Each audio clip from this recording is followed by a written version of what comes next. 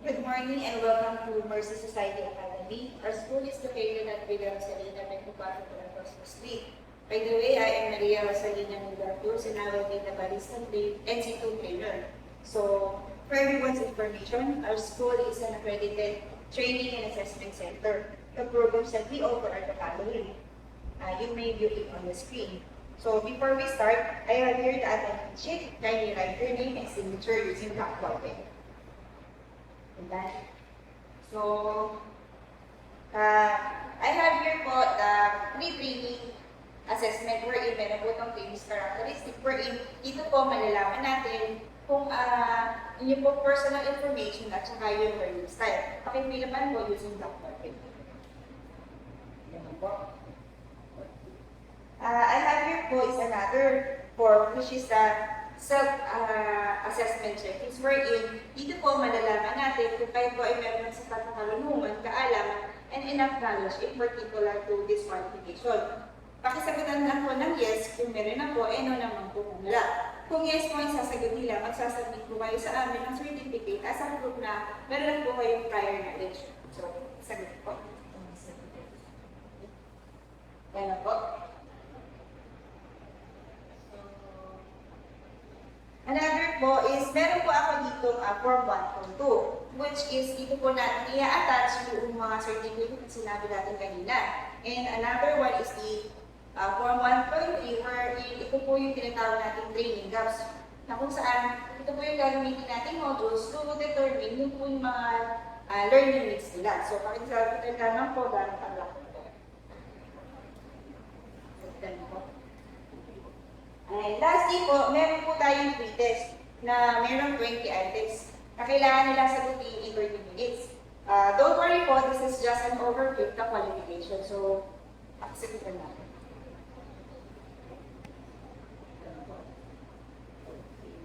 So, ang lahat po ng ito ay i-evaluate ko and by tomorrow po, sasabihin ko na po sa inyo kung anong module na po kayo in this qualification. So, let's proceed po with the orientation. So, first is competency-based learning. What is competency-based learning? So, CBT is the framework in teaching skills-based lesson. It focuses on the development of mastery of knowledge, skills, and attitude. So, meaning po, ang CBT, ang primary purpose po na is developing skills. Okay, so what's the difference between CBT approach and traditional approach? Sa CBT po, sabi natin, is ito po yung development of skills wherein ang approach po is more on student-centered. While sa traditional approach po, it is more on teacher-centered and it is the teacher who controls the environment. Ibig sabihin po, kung kayo po ay prior knowledge na pumasok po kayo dito, iba po yung ibibigay na module sa inyo at the same time, iba din yung mga tools, materials, and sa traditional approach po, same lang po ang ginagamit na tools, materials, at the same time, same lang din po yung module. So, ano po ba yung mga CBT principles? Sabi natin, training is based on the curriculum development competency standard. Meaning po, based on the competency standards, meron po tayong training regulations na sinusunod. At ang lahat po nito is based modular in structure, wherein pag binigyan kayo ng module at nag-aaral kayo, pwede nyo po kayo mag-aaral on your own self-paced. And at the same time, yung mga tasks na gagawin nila is based on the actual industry practices.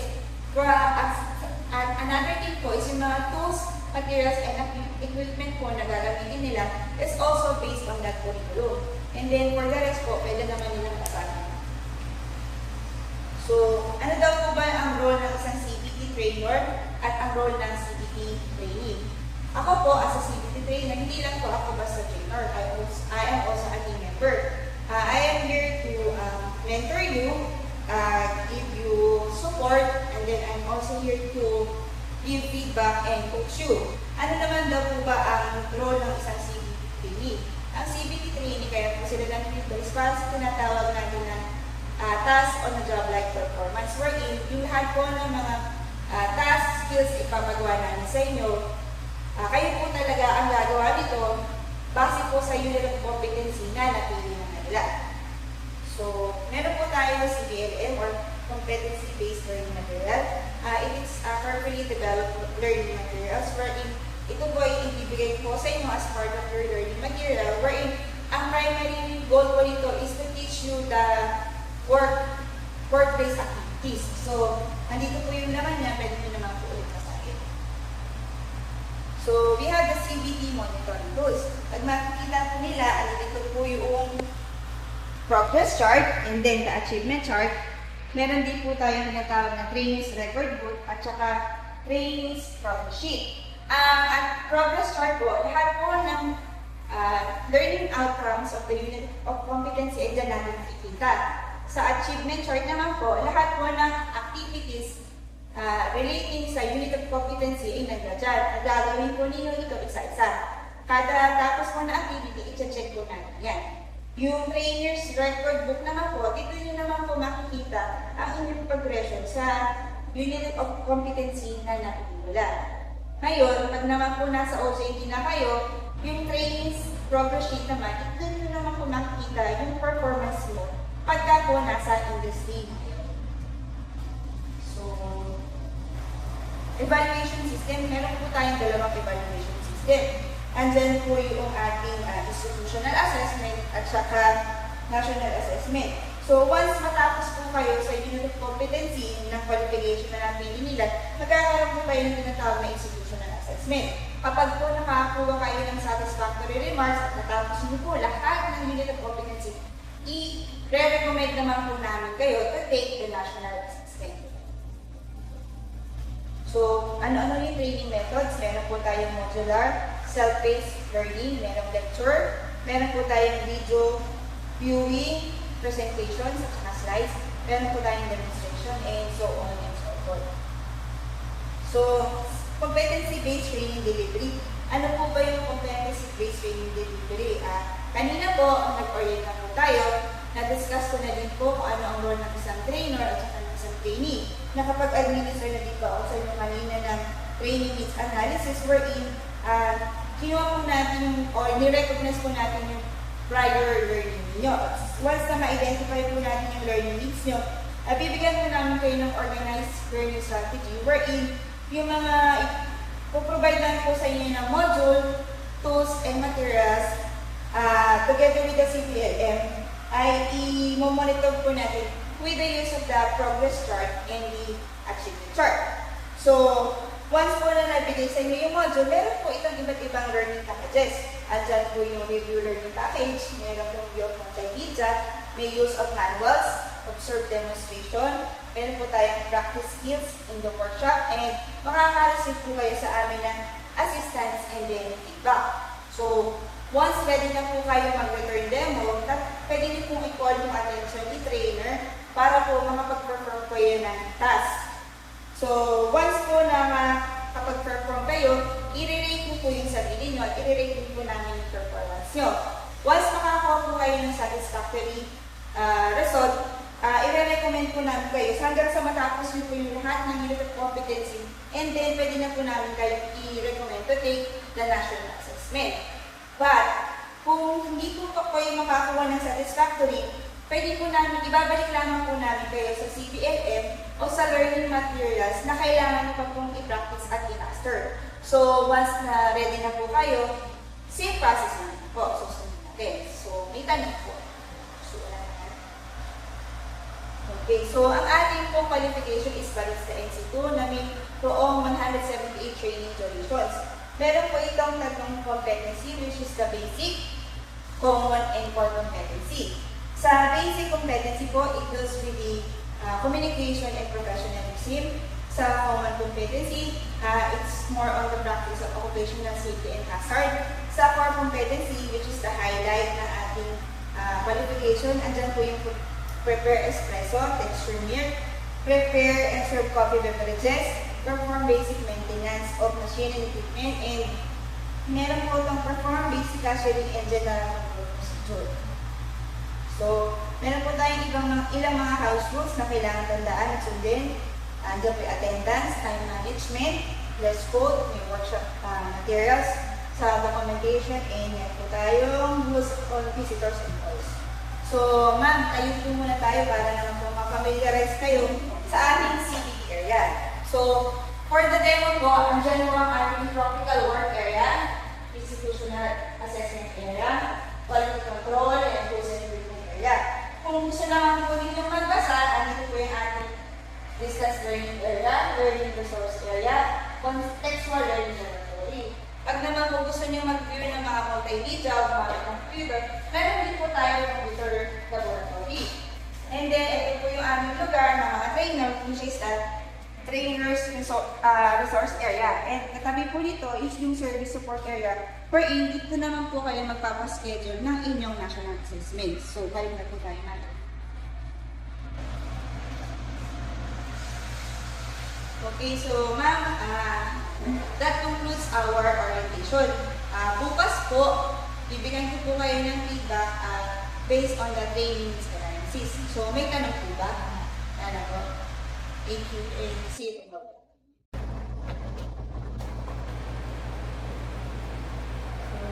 Good morning po, and today is our second day. So, before we start, can we have the attendance? Kindly write your name and senior room.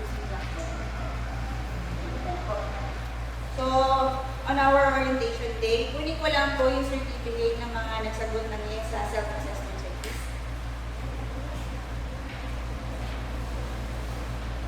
So, base po ma'am sa sinagot nyo ng forms, pre-test at saka sa certificate na gather mo ngayon, I found out po na yung Mr. Selection ay may prior knowledge na in particular to this qualification. So, ito po ang yung CPAM.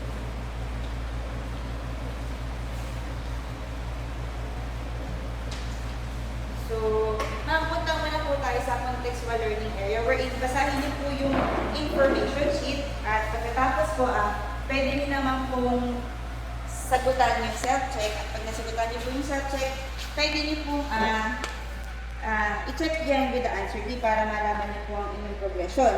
Tapos, pagkatapos po yan, babalik naman po tayo sa orientation area for lecture and presentation. Okay, done po. Okay, balik po tayo.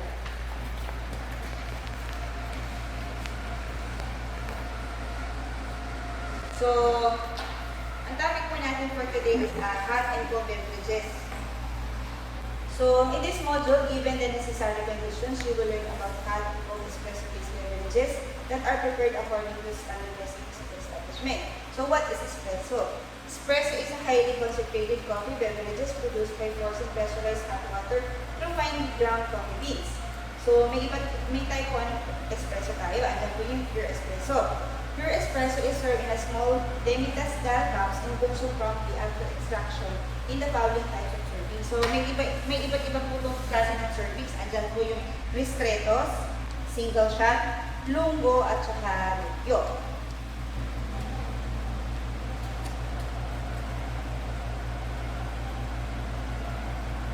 So, ma'am, punta muna po tayo sa practical work area para po sa ating demonstration. So, ma'am, punta na po tayo sa practical work area for demo. Pero meron naman po tayo mga tools and goals na kailangan alalahanin, which is practice safety, clean as you go, be considerate to others in containers, the travel software, and to the task in an organized manner. So, ma'am, pakidala po yung inyong CBM. Pididemo ko po muna, nanood po muna kayo. Habang nagdidemo ako, pwede niyo pong tignan niyo kung task sheet.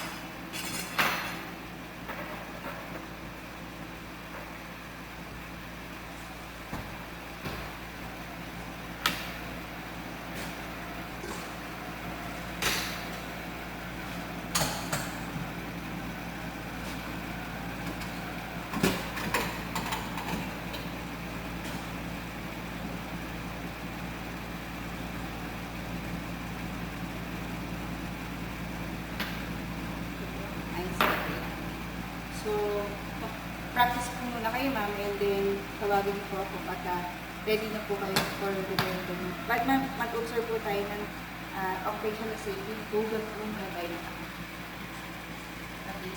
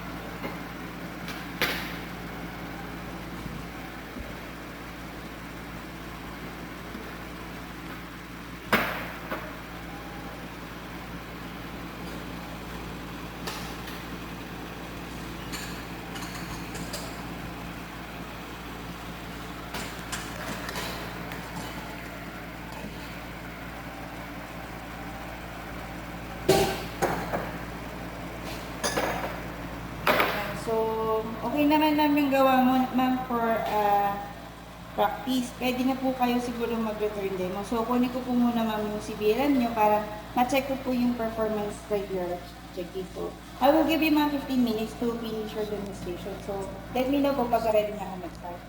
So, ready na po. Remember, ma'am, always yung safety natin.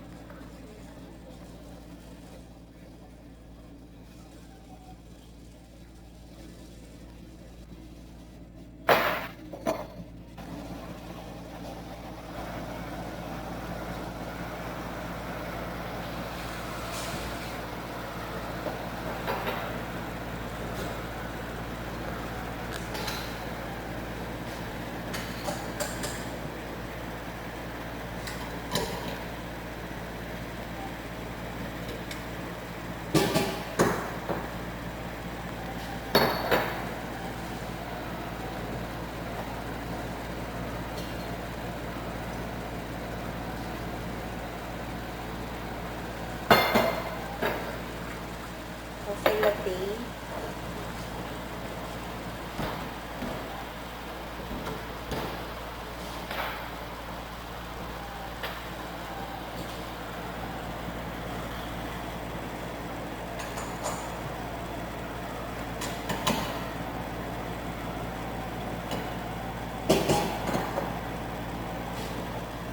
Nice latte.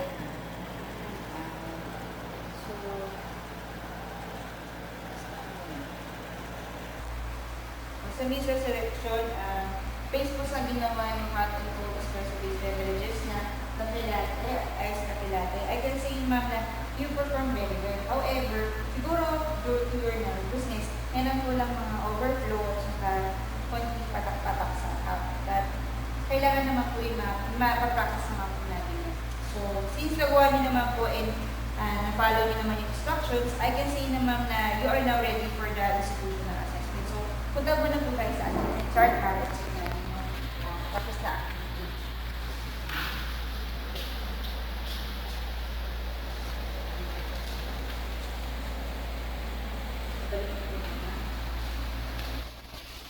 Ma'am, tomorrow, and ma'am, please don't forget to bring your name for the institutional assessment.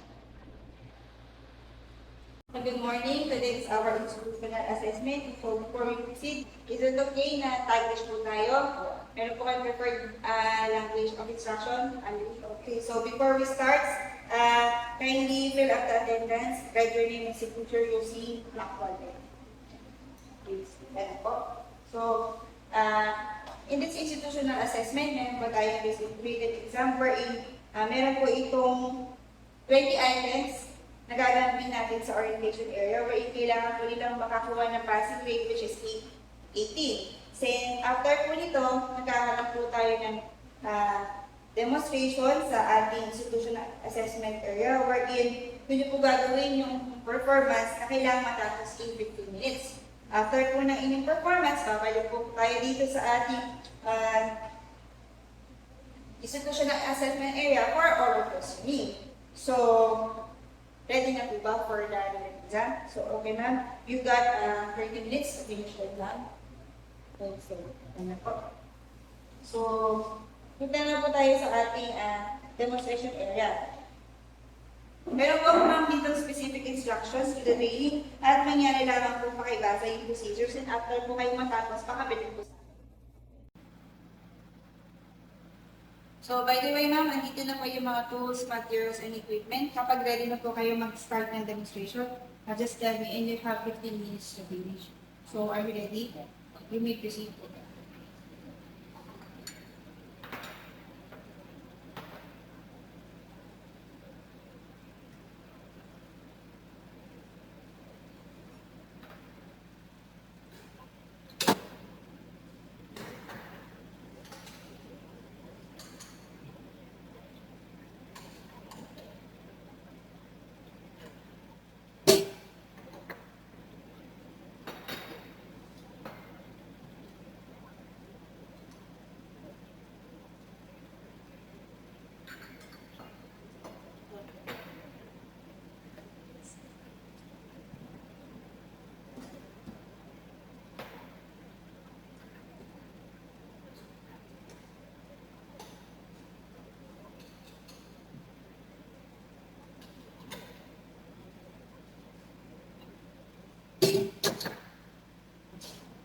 I see. Okay, so ito na po tayo sa ating institution assessment area for question and answer. So this is the last part of our institutional assessment, which is an interview po ma'am. So first question is, what is espresso? Espresso naman sa tawag ko sa daily beverage coffee. How will you distinguish Aristel from Mundo? Step namin sa short as shop, kaya long flavor is a long. How will you prepare an iced coffee latte? Iced latte contains of 20 ml of espresso, and then milk, and then 120 ml and then ice. Since you are done in our institutional assessment, how do you feel po? Ma'am, I feel nervous. So thank you ma'am on your honest feedback. So based on your written exam, you got 19 over 20. And based on the demo, okay naman po. Sunod naman niyo po yung mga procedures and on the my counting scale lang po sa overall, you did a good job. At sa oral question naman po, out of 10 questions, you got satisfactory result and you got 9 correct answer.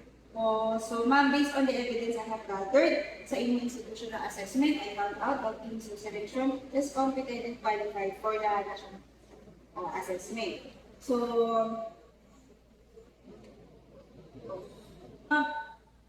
ma'am, punta na po tayo sa inyong progress card para makita natin.